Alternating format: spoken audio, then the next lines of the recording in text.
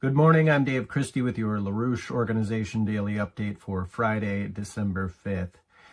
Now, I'm going to do my best to cover the newly released national security strategy that was just posted on the White House website about 6-7 hours ago. So I haven't had the time to read the whole document. I'll cover some aspects of what I've seen on it.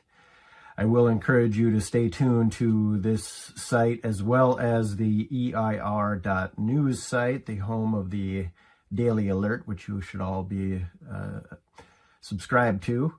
But stay tuned to those websites to get a further evaluation of this, which has some certainly interesting and also some alarming aspects to it. So before I cover that, I want to situate where we're at in the global battle. I'm going to start with a important statement by Vladimir Putin, which indicates that fight, and then cover some of the ongoing questions of the negotiations around a resolution of the NATO-Russia proxy war being waged on the battlefields of Ukraine. So let me start with what Vladimir Putin said. This was from a few days ago. As I understand it, just released. The full transcript was just released on the Kremlin website. But this is Vladimir Putin's interview with India Today from this past Wednesday. And what he stated there is that in response to the whole question of the India's trade relationships through sanctions and so on, Putin said India cannot be treated the way it was treated 77 years ago. India is a great power, not a British colony, and everyone will have to take that into account. Now, I think this is important because this reflects what Helga Tsepp-LaRouche has identified, that in the recent period, that the 500 years of colonialism, you could probably take that back further than that. But in the recent iterations of the British Empire and the Venetians before it, which it was a direct successor to, that system, that era of colonialism is over. And the present emergence of what Putin has called a polyphonic world order, I think important that be said that way and not the more geopolitically oriented multipolar term that's often used. But anyway, in this polyphonic new system, we have the BRICS, we have the Shanghai Cooperation Organization, a potential around the G20, so on and so forth, that reflect that there is options for these former colonial outposts to move to a new system of development. Now, let me just make one brief statement from Putin's interview, which I think indicates how he's thinking about it. He says that there are new centers of growth emerging, rapid, strong growth. These include countries of the global south, notably South Asia, India, and Indonesia, noting that it has 300 million people there in Indonesia, not quite as big as India and so on. But then he says, let me say it again. Africa is already advancing swiftly and will accelerate even more. With its young population, these countries would be our future. They'll strive toward higher living standards, which is inevitable. In the future, rates of change in the global economy will continue to accelerate steadily and significantly. I reference his statement on the developing nations of Africa with the African continent, and those nations with its very young population, that is indeed one of the centers of growth, precisely because it has human beings, which are the source of an economy. But that is also something that did come up in the newly released national security doctrine, essentially stating that would be one of the areas of pursuit by the Trump administration, or at least those that put the national security strategy together. Now, that could be done in a spirit of cooperation for the development of those nations of the continent of Africa, or it could be a form of geopolitical conflict. And where that goes is up to us and the developments of natural law in the universe that the world is done with this colonial system. So that's an open question. But let me just cover briefly before I come back to the national security doctrine, or at least my initial reading of it, which again, you need to stay tuned for further evaluation. But I want to just come back something that Putin referenced that in the interview was the sabotage of the peace operation. And of note, he said that after the Russian special military operation began in February of 2022, that he had effectively put on the table for Ukraine that they could withdraw the troops from the Donbas region, and that would be the end of it. Now, as we know, that potential for peace was sabotaged by none other than Boris Johnson as foreign minister at the time. That is the UK's foreign minister, Boris Johnson, who told the Ukrainians, we'll back you to the hilt until the last Ukrainian, as it's turning out to be. And that was sabotage. Now, on the present domain of sabotage, let me just come to what was a supposedly leaked transcript that is covered by Der Spiegel. Now, Der Spiegel is certainly could be characterized as a stenographer of NATO. So it's not clear what the intention of this so-called leaked transcript, but what it covers is the dialogue among European leaders that are effectively saying we can't leave Zelensky alone. We have to insert ourselves into this process. Expressing a freak out of the potential of the breakout of peace. I will just say it reminds me of the dialogue released between Victoria Nuland and then U.S. Ambassador to Ukraine, Jeffrey Pyatt, where they were effectively explicitly discussing their plans for the composition of the Ukrainian government after Nuland and company had run their coup d'etat to install the pro-Western government on the Maidan and back in 2014.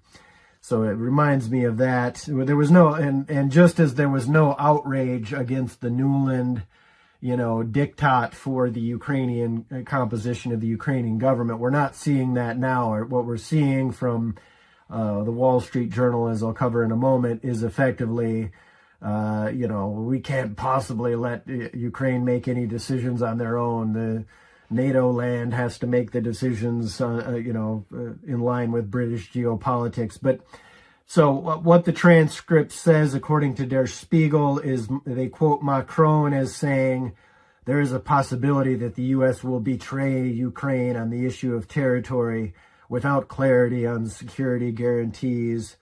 Macron apparently also went on to say that Zelensky was in great danger, quotes. And then it quotes Finnish President Alexander Stubb, who sort of touts himself as his great relations with Donald Trump, a golfing buddy, all that business. He shared similar sentiments, urging Zelensky against trusting the White House to influence the peace negotiations. And at one point, according to the transcript,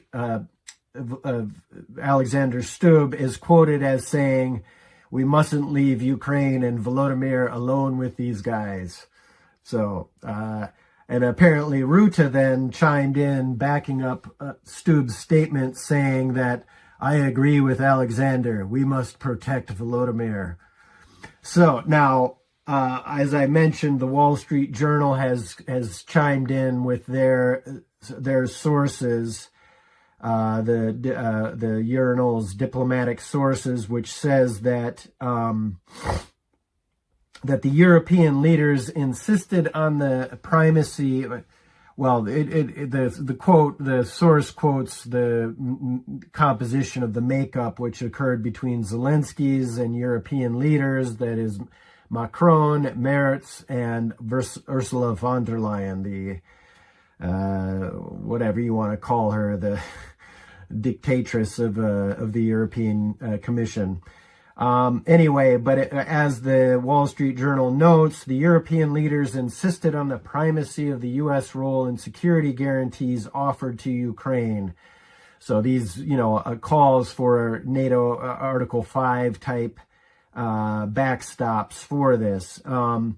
It goes on to say, the Wall Street Journal, the warnings made in recent days are a further example of European leaders' attempts to insert themselves into peace talks that the U.S. has conducted by going directly to the Kremlin and Kiev without European participation. And that Europe and Ukraine are pressing for changes last month to improve terms for Kiev in the U.S. plan, which was devised with input from a Kremlin confidant. So you see what this is the Wall Street Journal on behalf of Wall Street interests and ultimately City of London interests to get the Europeans and the Ukrainians in to sabotage the peace negotiations. On that, there was a meeting in Miami between Rustem Umerov are named, as well as the chief of the Armed Forces of Ukraine, Ganatov, and as with the representatives on the U.S. side, perhaps Witkoff. There's no details that were released on that, so that's just to note. Now, let me just come back again to the national security doctrine.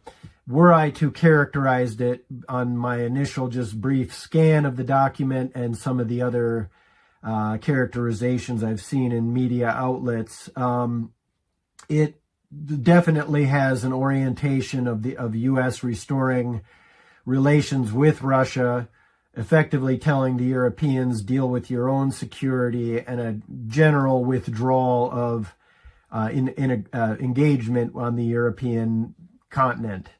And as well in those lines, a sort of a reorientation, or more of an orientation, I should say, going along with the same Biden and Obama policy as well, towards the Indo-Pacific, that is, of course, China.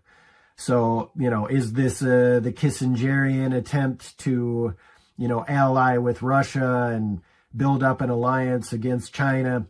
We'll have to see. Now, what it does, at least I'm just going to cite some of the aspects from the second section, which is entitled, "What Do We Want in and from the World?"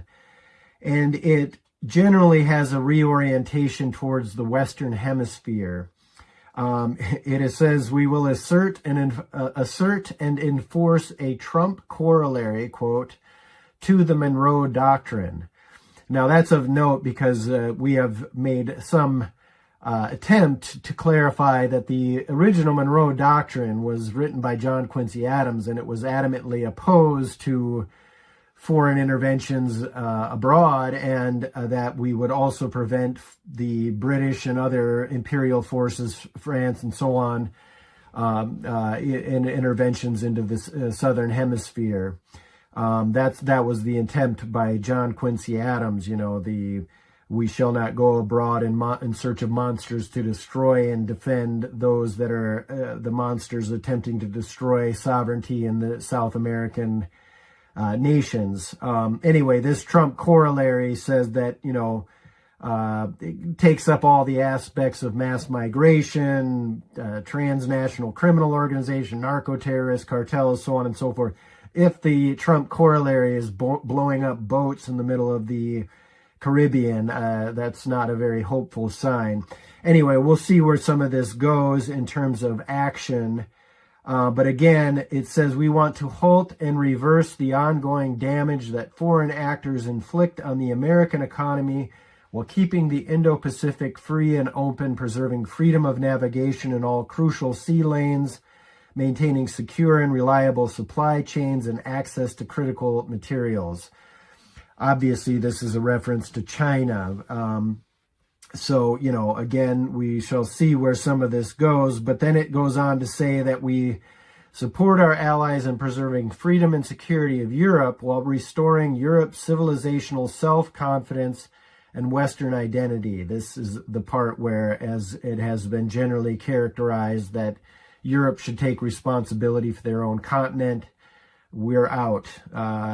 We'll see what that, again, what that actually comes to. And otherwise, it says that the U.S. is going to pursue technology, AI, biotech, quantum computing, certainly what the tech bros would like to see expand with their influence in the U.S. economy, which isn't going to work if it's not applied to the overall economy in terms of the actual industrial and manufacturing side, as China is doing with their AI program. It's been noted that theirs is much more integrated to improving the physical economy rather than being what some of the tech crowd in the U.S. would like to see it as, a kind of surveillance state and so on. Now, as has been pointed out, concerning the fighting in Ukraine and so on, it's the security strategy notes that it is a core interest of the U.S. to negotiate an expeditious cessation of hostilities in Ukraine in order to stabilize European economies, prevent unintended escalation or expansion of the war, and reestablish strategic stability with Russia, as well as enable post-hostilities reconstruction of Ukraine to enable its survival as a viable state. And then it says, Washington sees restoring strategic stability with Russia as one of its main foreign policy priorities in Europe. And then it also says that we will oppose elite-driven anti-democratic restrictions on core liberties in Europe, the Anglosphere, and the rest of the democratic world. That would be hopeful that happens. We'll have to see how that plays out, and up to us to decide how that plays out. But again, if this is a reorientation, an attempt to draw Russia into some kind of alliance against China, it isn't going to work. And I think the dialogue that Putin and Modi are having presently in India indicates that this divide et imperia, the divide and conquer strategy, is no longer functional. The world is moving beyond this. India and Russia's relationship is, in effect, augmenting the relationship that both those nations have with China. That's been the old ancient strategy of the British, to pit Russia against India, or to pit Russia against China, India against China, Russia against, so on and so forth. It's not going to work. There is a new dynamic in this planet, and as Putin said earlier in this dialogue, the India is no longer a colony of the British. I would add that many nations are rejecting this colonial outlook. So, and I would just add, just in terms of some of or at least what is known of the dialogue between India and Russia, there's discussions of the North-South transport corridor. There's talk of an economic cooperation between the nations that extends until 2030. So again, this is not going to work, and the United States would be far better served, as would the world be served, were we to integrate with this policy across the Bering Strait. Now, if you haven't seen it, I would encourage you to look at Dmitriev's AI video that he posted on his X site, which is an AI video simulating a conversation between Dmitry Mendeleev. You may know him of the periodic table of elements, but a prominent scientist, statesman of Russia who was a proponent of the Bering Strait project. But anyway, this AI video discusses also a dialogue, a fictional dialogue. Maybe it may have happened, I don't know. At least in some form, with Thomas Edison, who was supposedly a proponent of the Russian-American telegraph project of the 1860s, and interested in that connection there. But anyway, they have a dialogue about the potentials around that connection, and otherwise gives an insight into what that could look like. And that is the direction the United States should move. That is the direction that the LaRouche organization intends to drive it. So Join the International Peace Coalition dialogue today. You can sign up on the schillerinstitute.com site get an invite to that, and otherwise stay tuned to the LaRouche organization.